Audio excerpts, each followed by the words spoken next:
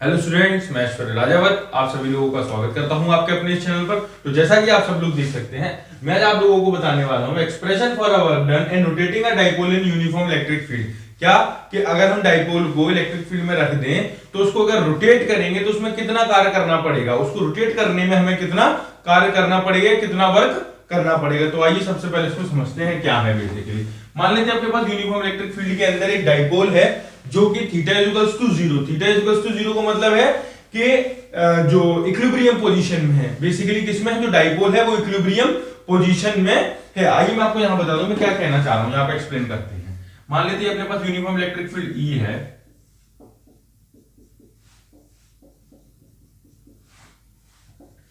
ये अपने पास uniform electric field E है। अगर हम इसमें एक डाइपोल ए भी अपने पास है, अगर इसमें एक डाइपोल ए भी एक डाइपोल मान लेते हैं, ये भी एक डाइपोल है जिसकी जो लेंथ है वो 12 है और ये प्लस क्यू चार्ज, ये माइनस क्यू चार्ज है। अगर ये डाइपोल है, ये डाइपोल रखा हुआ है किसमें, इक्विलिब्रियम पोजीशन में। अगर हम इसको रोटेट कराएं, अगर हम इसको रोटेट कराएं तो हमें कुछ ना कुछ वर्क करना पड़ेगा इसको रोटेट कराने में। बोलो हाँ कि ना? बिल्कुल साहब, बिल्कुल करना पड़ेगा। अगर मान लो ये डाइपोल इस तरीके से रखा हुआ है, अगर इस तरीके से ये रखा हुआ है, अगर हम इसको इस तरीके से रोटेट कराएं, अगर इसको हम इस तरीके से रोटेट कराएं तो इसको रोटेट कराने में हमने कुछ ना कुछ क्या किया, काम किया। काम क्या किया, कुछ ना कुछ वर्क किया। तो हमें कुछ ना कुछ वर्क करना पड़ेगा इसको इस तरीके से घुमाने में। तो मान लेते हैं हमने इसको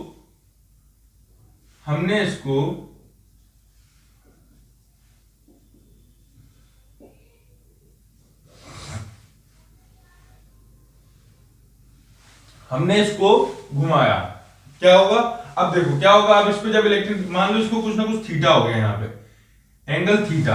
अगर हमने इसको रोटेट कर दिया एंगल थीटा, क्या कर दिया, इसको हमने रोटेट कर दिया angle theta. Electric field minus Q पे फोर्स लगाएगा किस डायरेक्शन में, इस डायरेक्शन में, और ये इस पे इस डायरेक्शन में फोर्स लगाएगा प्लस क्यू।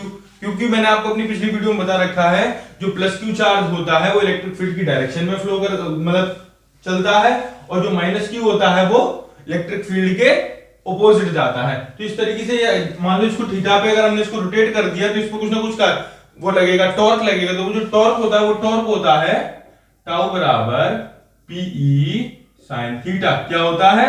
टाउ बराबर पीई साइन थीटा। तो चलिए अब मैं आपको यहाँ पे इसकी लैंग्वेज लिख के बताऊंगा, जैसे जिस तरीके से आपको बोर्ड्स में लिख करके आना है। तो चलिए फिर लिखेंगे, consider an electric dipole is placed in a uniform electric field. जैसा कि मैंने आपको बताया एक डाइपोल को कंसीडर करेंगे, ये भी एक अपने पास डाइपोल है जो कि इलेक्ट्रिक फील्ड में रखा हुआ है at an angle theta. It is called the stable equilibrium. इस पोजीशन को क्या कहते हैं? Stable equilibrium. जब हम इसको अगर हमें इसको रोटेट कराना है, अगर इसको हम रोटेट कराएंगे तो हमें कुछ ना कुछ वर्क करना पड़ेगा। तो वही चीज मैंने यहाँ पे लिखी है, if the dipole is rotated from this position then some work is to be needed। कुछ ना कुछ हमें वर्क करना पड़ेगा। फिर करेंगे consider N dipole movement P। फिर हमने एक डाइपोल कंसीडर कर लिया जो कि थीटा एंगल पे हो गया है। हमने इसमें कुछ ना कुछ काम कर दिया है, कुछ ना कुछ वर्क कर दिया है, इसमें हमने कुछ ना कुछ वर्क डन अप्लाई कर दिया है। तो इसको हमने एंगल थीटा तक हम इसको लेकर गए। तो फिर क्या वही बात मैंने इसको यहाँ पे लिखी हुई है बिल्कुल, which has been rotated in an electric field E by an angle theta from the equilibrium position, then the torque acting on it। तो इस कंडीशन में जो टॉर्क लगेगा वो टॉर्क लगेगा PE sin थीटा। तो अब क्या होगा, अब देखो क्या है, अब हम एकदम से इसका वर्क डन जो है वो डायरेक्ट थीटा पे तो निकाल नहीं सकते। अगर हम इसका वर्क डन को इस थीटा के छोटे एलिमेंट यानी कि डी थीटा पर निकालेंगे तो क्या है, work done in rotating the dipole through an angle D theta. तो क्या है, हम इसके पूरे थीटा पे तो एकदम से थीटा पे तो निकाल नहीं सकते। तो हम इसके थीटा के स्मॉल एलिमेंट डी थीटा पर सबसे पहले वर्क डन को कैलकुलेट करेंगे, फिर उस वर्क डन पे इंटीग्रेशन कर देंगे 0 से थीटा, तो हमारे पास कंप्लीट वर्क डन आ जाएगा। तो आइए यहाँ पे देखते हैं, work done in rotating the dipole through an angle D theta a. तो बेसिकली वर्क डन क्या होता है, वर्क डन बराबर होता है टॉर्क इनटू डिस्प्लेसमेंट, या एंगुलर डिस्प्लेसमेंट बोलेंगे, एंगुलर डिस्प्लेसमेंट। ठीक है, तो क्या है, ये अपने पास फॉर्मूला है, वर्क बराबर टॉर्क इनटू एंगुलर डिस्प्लेसमेंट। तो यहां से वर्क डन आ गया टॉर्क इनटू एंगुलर डिस्प्लेसमेंट, ये हम लोगों को मालूम है, ये फॉर्मूले की मदद से हम करते हैं। अब हमें क्या करना है, देखो हमने क्या लिया, थीटा कौन सा लिया, डी थीटा। तो डी थीटा के लिए हमें डी डब्ल्यू वर्क डन निकालना पड़ेगा, मतलब थीटा के स्मॉल एलिमेंट के द्वारा किया हुआ वर्क क्या होगा, स्मॉल ही तो होगा। तो सिंपल तो वैसे ही हम लिखेंगे, यहां लिखेंगे डी डब्ल्यू बराबर पीई साइन डी थीटा। बोलो हाँ कि ना, बिल्कुल सही बात, बिल्कुल इसी तरीके से लिखा जाएगा। अब लिखेंगे now the work done in rotating the dipole. Now the work done in rotating the dipole, theta is equals to 0 to angle theta. अब क्या है, अब हमें निकालना है total work done. Now the work done in rotating, now the total work done, यहां लिख लेते हैं total. Okay, now the total work done in rotating the dipole from theta is equals to from theta is equals to 0 to angle theta तक। क्या है, मतलब जब जैसे ये 0 था, हमने यहाँ पे वर्क डन करा, कुछ ना कुछ कार्य करा इस पे। जब हम इस पे कुछ ना कुछ काम करेंगे, कुछ ना कुछ वर्क लगाएंगे, तो क्या होगा, ये इस तरीके से घूम के एंगल थीटा पे गया। तो वही बात मैंने यहाँ पे लिखी है। तो लिखेंगे डी डब्ल्यू बराबर पीई साइन डी थीटा।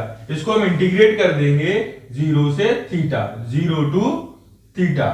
तो यहां आगे डी डब्ल्यू का तो हो गया डब्ल्यू बराबर पीई साइन डी थीटा। तो पीई बाहर आ जाएगा, इंटीग्रेशन 0 से theta sine d theta. Sine d theta का क्या हो गया, कॉस थीटा। आ जाएगा यहां से PE minus cos theta, limit 0 to theta, limit 0 to theta. तो यहां आ जाएगा डब्ल्यू बराबर minus PE cos upper minus lower, upper limit minus cos lower limit, cos upper limit minus lower limit. तो यहां से माइनस का अंदर मल्टीप्लाई होगा, तो क्या आ जाएगा पीई 1 माइनस कॉस थीटा। बोलो यस या नो। कॉस 0 की वैल्यू 1, माइनस का मल्टीप्लाई हुआ तो ये हो गया प्लस में, और ये माइनस का एज इट इज। तो यहां से वर्क डन क्या आ गया, कंप्लीट वर्क डन की अपने पास। This is the complete work done from rotating the dipole theta is equals to 0 to angle theta. तो ये हमें वर्क डन करने में लगा। इसको हम मानेंगे equation number first. Note point number 1, note number 1 क्या है, अगर मैं यहां पे थीटा इज इक्वल्स टू 0 रख दूं, थीटा इज इक्वल्स टू अगर मैं यहां 0 रखूंगा, तो थीटा इज इक्वल्स टू 0 रखेंगे तो यहां 1 हो जाएगा। तो cos 0 1, cos 0 की वैल्यू तो 1 माइनस 1 0, तो p कितना है 0। तो यहां क्या हो जाएगा, at theta is equals to 0। तो वर्क डन कितना हो जाएगा, w बराबर फ्रॉम इक्वेशन, यहां लिखते हैं बिल्कुल एक्यूरेट लिखेंगे, जिस तरीके से आपको बोर्ड पे लिखा है ना बिल्कुल उसी तरीके से लिखेंगे। From equation first work done बराबर पीई 1 माइनस कॉस 0। तो कॉस 0 की वैल्यू क्या होती है, 1 माइनस 1 0, तो पीई। यहां से वर्क डन कितना आ गया 0।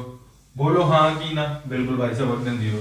नोट पॉइंट नंबर 2, अगर at theta is equals to 90, अगर थीटा 90 है फ्रॉम इक्वेशन फर्स्ट, अगर इक्वेशन नंबर फर्स्ट में थीटा 90 पुट करेंगे तो w बराबर पीई 1 माइनस cos 90 की वैल्यू 0। तो cos 90 की वैल्यू 0, तो वर्क डन बराबर पीई। बोलो यस या नो, बिल्कुल भाई साहब बिल्कुल ऐसे ही होगा। तो वर्क डन बराबर पीई। अब इसको मैं थोड़ा सा यहां पर रब कर देता हूं, थोड़ी सी स्पेस अपन को चाहिए। नोट पॉइंट नंबर 3 क्या है अपने पास, at theta is equals to 180 degree, theta is equals to 180 degree. तो cos 180 कितना होता है, -1, cos 180 -1 from equation first, from equation first PE 1 minus -1, cos 180 रखेंगे -1, तो दिस इज 2 पीई। तो ये थी आज की वीडियो। आज के लिए बस इतना ही। मैं आशा करता हूं आपको वीडियो मेरी अच्छी लगी होगी। अगर आपको ये वीडियो अच्छी लगी हो तो चैनल को लाइक कीजिए, शेयर कीजिए और सब्सक्राइब कीजिए। फिर हम मिलते हैं अपनी नेक्स्ट वीडियो में। तब तक के लिए thank you and good bye.